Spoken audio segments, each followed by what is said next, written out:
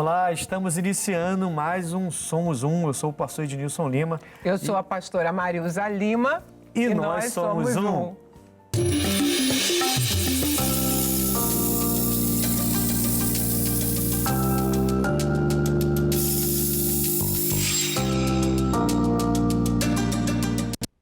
Amém. Hoje nós vamos falar aqui no Somos Um sobre uma situação muito séria, o nosso tema, né? A gente está falando sobre casamento, sobre relacionamento conjugal. Filha, é um assunto seríssimo, né? Pois é. Temos que falar isso com muita seriedade. Sim, com muita seriedade. Muita seriedade. Vamos ao nosso tema. Sou casado há 7 anos e de uns meses atrás até agora o meu relacionamento tem se esfriado. Eu me sinto mais distante da minha esposa, não temos mais momentos de casal e por consequência eu venho consumindo conteúdo adulto. Eu estou em pecado? O que fazer para ser livre desse mal? 2 perguntas que ele faz. Eu estou em pecado e o que fazer para estar livre desse mal? Então, minha filha, primeiro, eu acho que a gente tem que voltar, né? A primeira pergunta, né? Não, o que eu ia dizer é o seguinte, eu acho que a gente tem que voltar um pouquinho aí. Ele faz 2 perguntas, mas o que ele quer dizer é que ele chegou a essa situação de consumir conteúdo adulto por conta da situação que ele está vivendo. Não, nós vamos voltar lá, Mas primeiro, ele faz 2 perguntas, se você for reparar, ele faz 2 perguntas. Uma delas já responde a primeira. Porque ele fala assim, o que fazer para ficar livre desse mal? Ele sabe que está. A gente vai voltar lá, no início do tema, quando ele fala que depois de 7 anos ele começa a esfriar e não tem mais os seus momentos de casamento. A gente entende que é relacionamento íntimo, está em namoro, está como um casal, como Deus preparou o homem e a mulher para viver, naturalmente. Mas eu queria já pegar aqui esse ponto, porque ele fala assim, como que eu faço para ficar livre desse mal? E tem casais que, ou um ou outro, né, ou o marido ou a esposa, tem algumas atitudes que a pessoa sente que está errado. Ela é envolvida por aquilo, a sua carne fala mais alto, há uma investida, talvez até maligna ali em um dos cônjuges, mas a pessoa, quando a gente tem Deus, né, a gente sempre tem alguma coisa errada, percebe. Seria bom, eu sei que eu fui lá para o final para depois voltar para o início. Mas assim, é bom que a gente entenda e perceba o toque de Deus. Está errado, você vai ter problema no casamento. Então, a questão maior aí é que ele pergunta se é pecado. Então. Ele está vivendo numa situação que é a pornografia, ele está nessa prática de pornografia e ele pergunta se o fato dele estar passando por essa situação, se isso é pecado. Então, por quê? Porque às vezes a pessoa pensa assim, eu estou vivendo um mal na minha vida, mas a pessoa ela entende que por conta do que ela está vivendo no casamento, talvez ela tenha direito àquilo ali, uma coisa suprindo a outra, vamos dizer assim. Né? São as famosas desculpas que as pessoas encontram. Né? É por causa disso, lembra? Justifica. A Bíblia fala que o justo não se justifica, mas a pessoa começa a se justificar. Mas a gente viu isso no começo de tudo, né? Foi a mulher que tu me destes. Né? Quem disse isso mesmo? Adão. Foi a mulher que tu me destes. E a mulher? Né? A mulher já põe a culpa na serpente. Foi a serpente, não tem nada a ver com isso. Pois é, mas o homem, a primeira vez que o homem colocou a culpa em alguma pessoa foi lá... Foi na esposa. E foi no Jardim do Éden, né? Então, ali tudo começou. Então, é muito fácil eu tirar o foco de cima de mim e colocar na outra pessoa. Eu não estou aqui julgando quem quer que seja, porque todos nós, algumas pessoas podem falar, mas é homem. Não, até uma mulher também poderia estar passando pelo que ele está passando. Sim, as mulheres têm a mesma vontade que os homens também têm. Sim, verdade. E a questão maior ele está falando, estou passando por esse mal, é pecado? Com certeza. Ô, meu irmão, se fosse responder secamente assim, né? É pecado. É pecado e... É pecado, Deus abomina. Agora, o que fazer para se livrar desse mal? Que ele já percebe que é o mal. O que fazer? Aí sim, aí vamos lá no início, vamos entender. Ele se deixou levar pelas circunstâncias, né? Pelas situações. 7 anos. Quem fala aí no mundo de crise de 3 anos, de crise de 5 anos, de crise de 7 anos, crise de 10 anos, que os casamentos vão passando por crises. Mas a gente descobriu, graças a Deus e muito bem, que com Jesus essa coisa não existe, né? Essas crises, elas tentam bater na nossa porta, o mal jaz à porta, né? Então, tenta bater, mas com Jesus a gente consegue superar tudo isso. E não existe essa história de já ficar esperando, porque eu vejo as pessoas do mundo falando, parece que elas já esperam, né? Eu já caso esperando uma crise. Eu vou ter uma crise daqui a 5 anos, vou ter uma crise daqui a 7 anos, vou ter uma crise... Então parece que a pessoa já casa esperando ter crises. Algumas já casam... E acham normal. Sim, algumas já casam já com uma mente do seguinte, se não der certo, a gente separa. Por isso até que alguns nem querem casar. Sim. Né? Vamos ficar junto um período e, se for o caso, vamos ver se dá certo. Vamos ver se dá certo, né? A gente morar junto, se der certo... Vamos provar, né? A provinha, né? Só que Deus não tem isso, Deus não tem. E uma coisa que a gente estava comentando, né? Um abismo, ele chama outro abismo. Não se justifique, querido, não venha colocar a culpa na esposa pelo que você está vivenciando agora, que é o consumo de pornografia. Uma coisa não vai nunca amenizar a outra e nem justificar. Justificar a outra. Né? Eu lembro de um testemunho do missionário contando que ele conheceu um homem de Deus, um homem que fazia a obra do Senhor, estava no altar, a esposa estava enferma. A esposa estava enferma e não podia cumprir, às vezes, de mulher na vida íntima. E aí ele se achou no direito de ter outra mulher. Sim. Ele se achou no direito, Deus entenderia.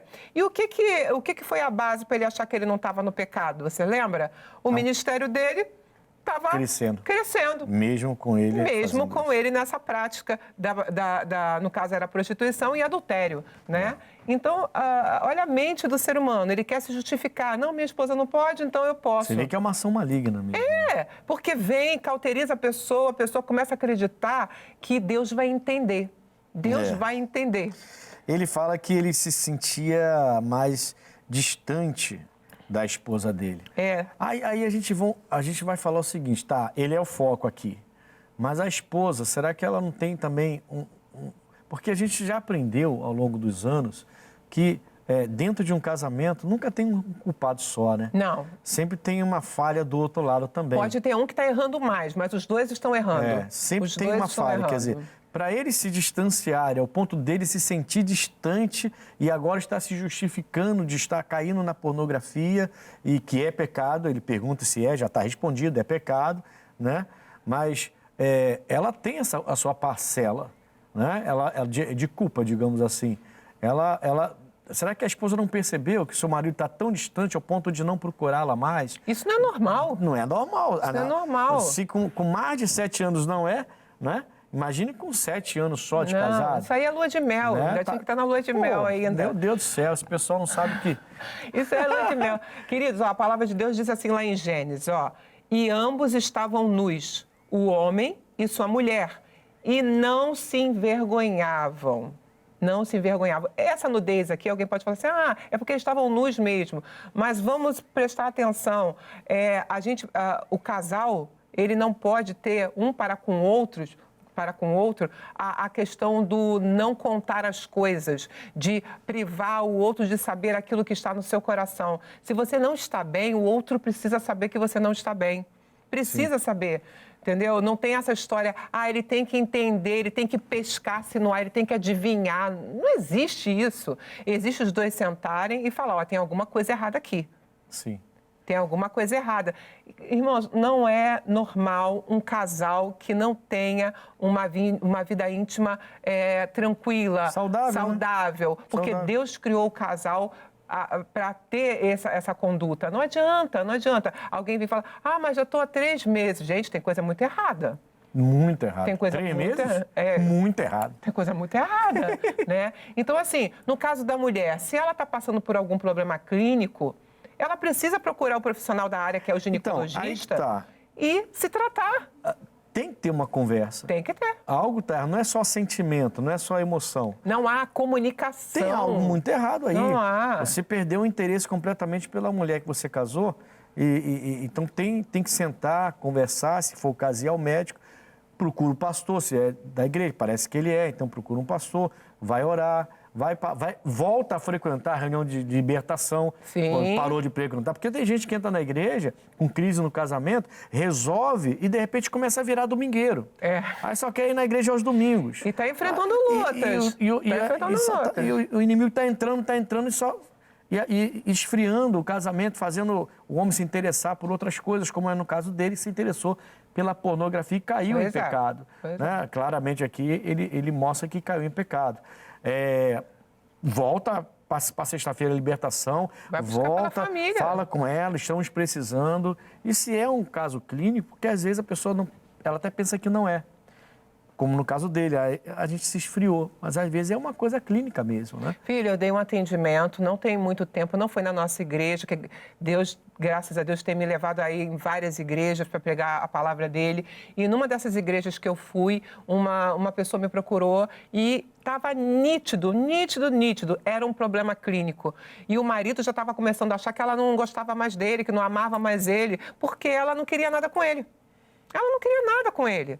E aí eu falei, a senhora tem feito os seus exames que a mulher faz todo mês, ginecológicos? Não, um tempão que eu não vou. Ah, minha irmã, então a senhora vai correndo, porque a senhora precisa, primeiro, conversar com teu marido, falar que você ama ele muito, que não é nada disso, e segundo, ir ao médico. A senhora precisa ir ao médico. E aí, quando eu falei isso com ela, foi como se abrisse uma porta de esperança. Ela ficou assim, como se eu estivesse falando coisa de outro mundo. É como você falou, às vezes a mulher acha que é só algo espiritual. Sim. Entendeu? E não vai tratar a parte clínica, né? Justamente. Você até comentou sobre o abismo, né? Eu trouxe o Salmos 42:7, que fala sobre esse tema, sobre o abismo, buscar outro abismo. Um abismo gera outro abismo. Só que na Nova Bíblia Viva de Portugal diz assim, ó, um abismo chama outro abismo, ouço o ruído das suas fortes correntes de tristeza que me encobrem, fazendo lembrar o barulho de grandes cachoeiras. Gente, que pesado. Caramba, isso, né? Fica bem diferente e bem forte. Das cadeias. Ouço o ruído das suas fortes correntes de tristeza. Gente. Correntes de tristeza que me encobrem, fazendo lembrar o barulho de grandes cachoeiras. Poxa, se você está assim com a sua esposa ou com o seu marido, de não ter mais paciência, de não querer tocá-la mais, de não querer estar perto, de não ter prazer de segurar a mão quando sai na rua, sabe? Se você tem que correr atrás. Tem alguma coisa muito errada, Tem alguma coisa muito errada. Muito errada. Esse prazer não pode ser perdido. A gente não está falando só do ato em si, o ato sexual em si. Não, da vida como um todo. De tudo. A convivência conjugal. A convivência conjugal. E o interessante aqui é que as coisas, como um abismo vai chamando o outro abismo, às vezes essa frieza pode não ser clínica, pode ser realmente física. Algo espiritual também. Espiritual, físico, né? Não clínico, não para ser resolvido pela medicina. Mas, assim, às vezes ela vem por outras coisas. Talvez aquele texto talvez caia bem de as pequenas raposinhas fazendo mal ao vinho. Uhum. Porque tem coisas que a esposa faz e o marido, por não querer magoá-la, ele vai aceitando, mas se magoando. Tem coisas que o marido faz. Um ferindo o outro, né? Exatamente. Um ferindo o outro. Aí ela vai aceitando, porque não quer magoar, não quer aborrecer, mas ela vai sendo magoada. E isso pode afastar e criar uma frieza e a pessoa nem percebe. Uma coisa que a gente sempre fala quando a gente atende casais é sobre essas portas que são abertas. Portas que o inimigo precisa para gerar o mal que ele quer naquele casamento. Ele não tem como entrar se eu não permitir. Se entrou nesse casamento, em algum momento esse casal ele deu essa permissão e pode ser com essas feridas que foram feitas um pelo outro, né? Mas pode ser uma série de coisas. O que é necessário é a comunicação. É necessário que esse casal seja acompanhado por um pastor, sim, mas é necessário que eles conversem um com o outro e os dois com Deus. É o seu casamento, né? Pois é. A sua família. Bom, nós vamos ao intervalo, mas entre em contato com o nosso grupo que vai estar trazendo conselhos para você sobre esse tema de hoje tão importante, né? Nosso WhatsApp é o DDD 21, Rio de Janeiro, 99341 5064. 99341 5064. 64. Aí você entra em contato e eu sei que o nosso grupo vai poder te apoiar bastante e te dar fazer uns aconselhamentos com você, tá bom? Nós estamos falando aqui sobre esfriamento conjugal. Coisa seríssima, porque sim. Deus criou o casamento de uma forma plena, completa. Sim. Não tem essa história de ser amiguinho, né, filho? Não. Que já vi isso também. Não, ele é meu companheiro, agora a gente já está numa idade. Que isso, gente? Eu não quero isso pra gente, não, amor. Você quer isso para o nosso casamento? Não, a gente vai ser namorado até o fim.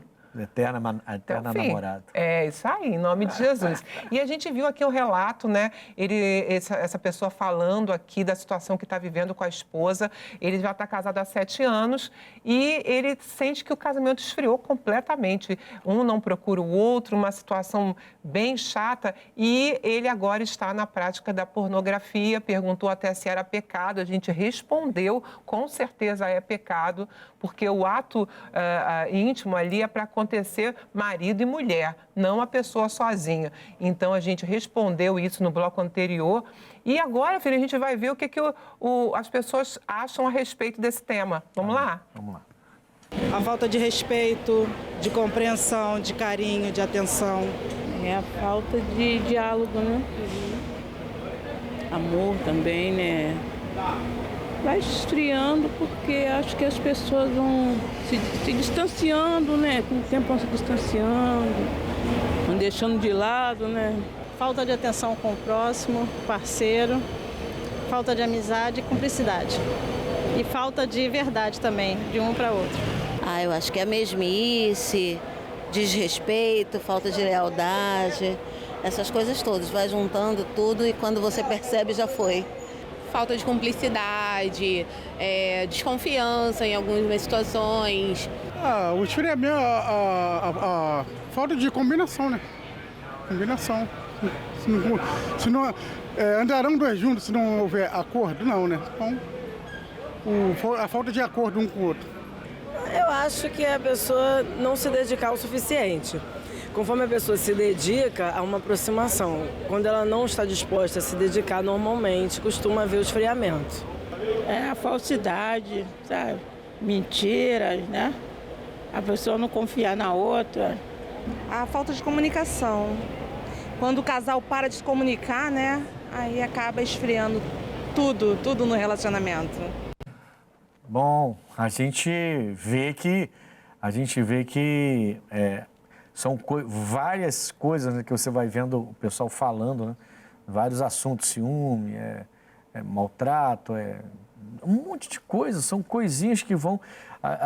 O tema de hoje traz mais para um lado de um relacionamento íntimo, que você vê o marido que não se relaciona mais com a esposa e que já caiu na pornografia e pergunta se é pecado. E no caso ali, eles estavam respondendo o que gerou esse esfriamento, né, da parte dos dois. Quais os principais fatores que levam ao esfriamento de um relacionamento. Quais são os principais fatores? Sabe o que me chamou mais atenção ali, que uma senhora respondeu? Achei muito interessante. A questão de um se dedicar ao outro. Eu lembrei de uma pregação que você fez esses dias e que você falou isso, né? As pessoas se casam para ser feliz, não para fazer o outro feliz.